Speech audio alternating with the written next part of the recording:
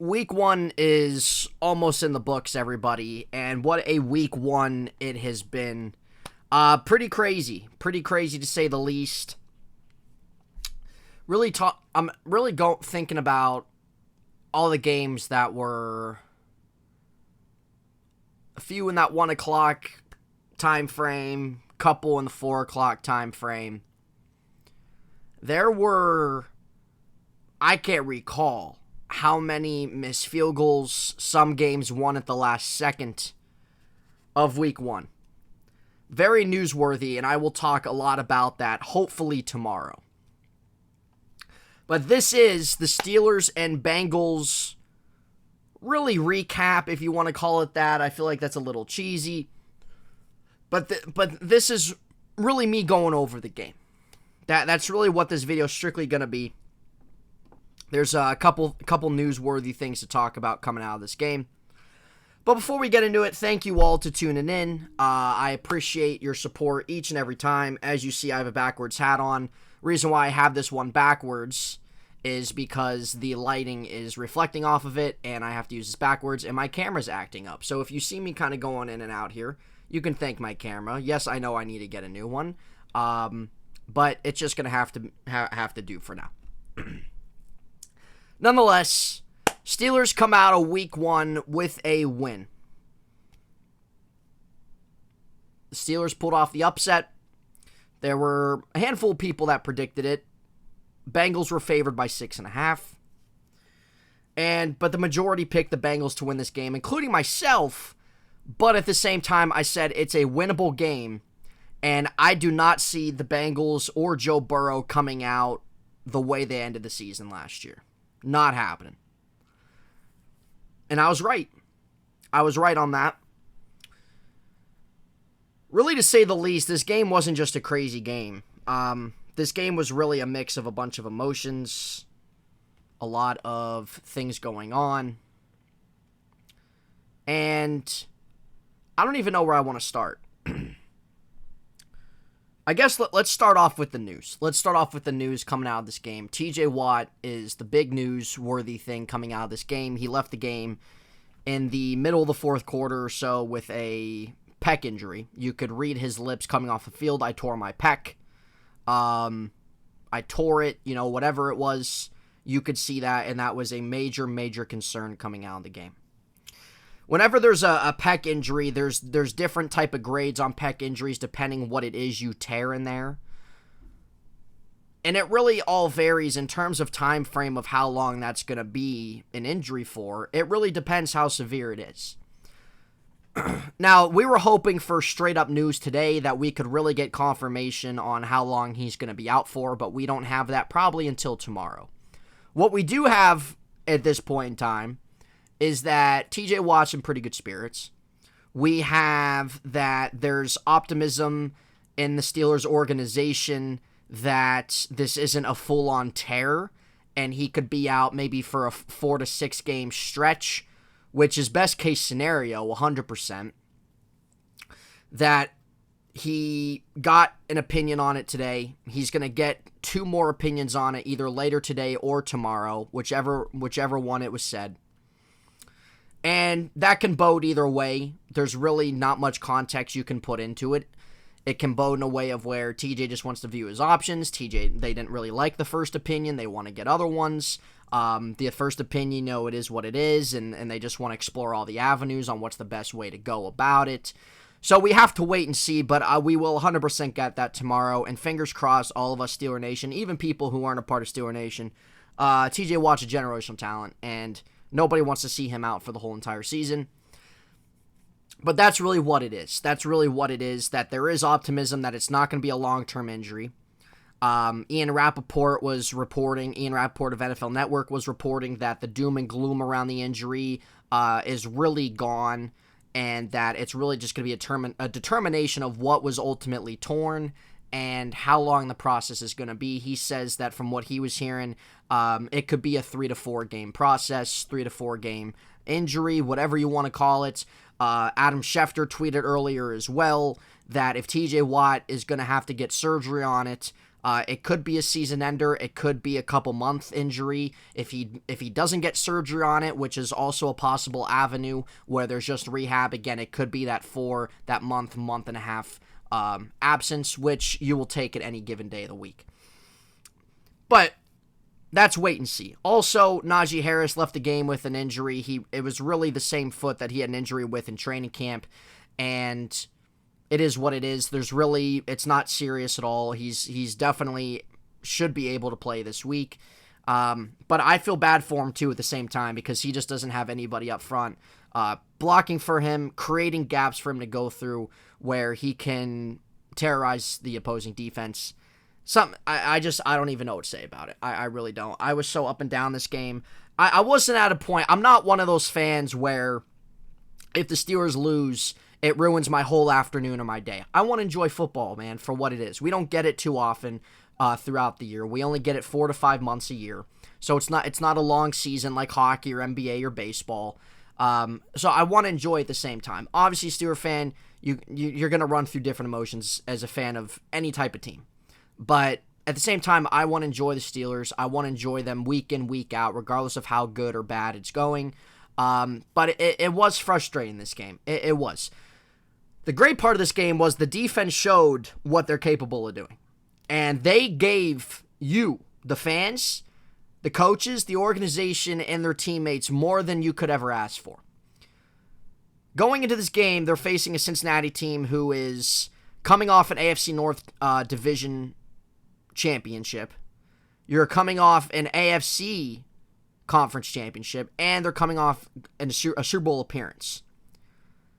Very talented offense, very high-powered, can outscore you, can outscore probably any offense in the NFL. My camera's driving me crazy, but whatever. And then they have a defense that's, But going to this game, I said if you missed my last episode, or even if you watched it, you will recall that I said they got to make Burrow uncomfortable.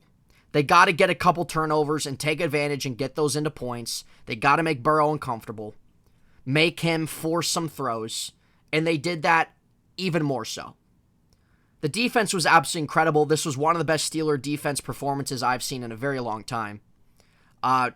Very reminiscent of 2019. If you guys remember how good their defense was in 2019, very reminiscent of that. They had 7 sacks on Joe Burrow. They had 4 interceptions on Joe Burrow and a fumble recovery. They had, I believe, 11 tackles for loss or whatever it was. I forget how many pressures. They were out of their minds. TJ Watt, Alex Highsmith with 3 sacks. TJ Watt with an interception, with a couple sacks. Cam Hayward a sack, an interception. Akella Witherspoon INT. Cameron Sutton INT. Well, Cameron Hayward's went as a fumble recovery, I think. But nonetheless, absolutely incredible performance across the board from the defense. But it was getting to a point where the defense could not do this the whole entire game. And the offense is really going to have to do something. And they failed to do that. When was the last time you saw a game where a team was winning the turnover differential battle by -5 and ended up winning by 3? I can't remember. I knew the Steelers' offense was going to start slow. Najee Harris, they didn't really get a lot out of him. Again, he's still nursing that foot. That's not 100% right now. But still, there was nothing there from the offensive line in terms of run blocking. And once again, you're at the goal line, 1 yard line, 2, 3, 4 yard line, not getting any push to get the running back in the end zone. Nothing. It came to a point where the only touchdown they threw was a fake handoff to Harris, and Harris came out on the left side, a little rollout, and they got a touchdown. That was it. The Steelers gave the offense so many opportunities with their amount of turnovers, certain field positions, and the offense couldn't do a single thing. The offensive line only gave up 1 sack, which is obviously a great thing, but there were times it had to be a moving pocket because you can't rely on that offensive line to completely be steady the whole entire game. Like I said, lack of push from the run game. Mitch was so-so. He wasn't. I know that certain people might want to give him all the blame. A group of people might going to give him all the blame, but that's not really necessarily fair to him. Mitch had his bad throws. Mitch had missed reads. He had some bad throws that were questionable. He also made some good throws and did what was there. And then obviously in overtime, that final drive leading up to the game-winning field goal, he made the plays he needed to make, and that was obviously a great thing. Mitch is what he is. We all know this. I don't think he's going to play the whole season. I think it's going to get to a point where the Steelers' offense just isn't getting enough, and it might not all be his fault either, but that's the quarterback he is. He's a so-so quarterback that you can win some games with, and you're going to lose some games with. That's how he is. There was a deep bomb. George Pickens had the cornerback beat. I forget who it was, if it was Eli Apple or somebody like that, but he had him beat, and Mitch had a lot of pressure on him, but Mitch could have easily just thrown that sucker down the field toward George Pickens' area. That would have been a 90-yard touchdown, and Trubisky threw it out of bounds on his side. Deontay Johnson showed up, had a pretty productive game, had an amazing catch on the sideline that will go down as one of the best catches all season long. Pat Freiermuth was very involved, their highest receiver in terms of yards. He had a big gain there heading into overtime on the free play, the last drive leading in the Steelers game winner. Chase Claypool was involved as well. I believe he played 91% of snaps in the slot, which is great. Let's continue to see more of that. Let's target Claypool more in the middle of the field. And they did some end-around stuff with Claypool. They did a pretty cool end-around pitch back and forth and a little flea flicker thing with Trubisky to Freiermuth. Couldn't get it in the end zone when they're at the 5. Go figure. But really, the receivers showed up. The offensive line did their job with pass protect. But Trubisky's got to make more plays. Offensive line's got to give Harrison more push. And when you're at the 5, the Steelers need to execute. You're not going to execute touchdowns every drive. But when you're given those opportunities, when you're given 5 turnovers from your defense and you only get 1 touchdown to result out of that, I don't know what to tell you. This game was 17-6 at halftime. With the amount of turnovers the Steelers got, how dominant they were against Joe Burrow and everything like that, this should have been a blowout. It really should have. If the Steelers took advantage of at least 2 of those trips to the end zone, it definitely would have been a blowout, 100%. But it wasn't. And the Steelers offense struggled to get the ball in the end zone when they had the opportunities. They only got it in 1 time, I believe, out of 5 or 6 trips, however long it was. The defense was the whole entire game. If you look at the time of the possession on both teams, it's crazy lopsided. And it's crazy to think about how the Steelers won the game when you just look at those things statistically. Like I said, the defense deserves all the credit in the world. Absolutely phenomenal. But you're not going to get that every single week. You're not going to. And the offense is going to have to grow up. The offense is going to have to grow some nuts and freaking do something about it. Because I'm tired of seeing this dip and dunk offense, no shots down the field, no targeting the middle of the field. We've been seeing that the last 3 damn years. Enough's enough. You saw a little bit of Matt Canada's offense. Let's continue to see more of that. Some of the play calling was very questionable through the game as well in certain situations. But the Steelers also got lucky. They got lucky. They let the Bengals back in this game. I knew they were going to. You could see it a mile away. Bengals tie the game, 20-20. Joe Burrow gets a touchdown pass to Jamar Chase. No idea why Ahkello Witherspoon was the only man on him. Anyone could see a mile away the ball was going to Jamar Chase. Beats Ahkello Witherspoon for a touchdown. Go figure. I have no idea what was going on. Through the Steelers, through Terrell Austin's, Brian Flores' head, only having Ahkello Witherspoon on Jamar Chase. Made absolutely 0 sense. Then comes the field goal for the Bengals to win the game when it's 20-20. Minkah Fitzpatrick with the blocked field goal for the Bengals to win the game. They blocked the field goal. Now, the Bengals' long snapper was somebody who doesn't really play the position. Their long snapper's freaking out for I don't know how long. So, yes, that does play a factor. But that was absolutely insane. And you talk about an incredible game. Minkah Fitzpatrick showed again why he is arguably the best safety in the league. 2-time All-Pro. Ever since he came to this team in 2019, he's transformed the whole defense. He's... Me saying that he's a huge part of the defense is an understatement. Aside from TJ Watt, him and Cam Hayward, it's a three-dragon trio right there, folks. It's a three-dragon trio.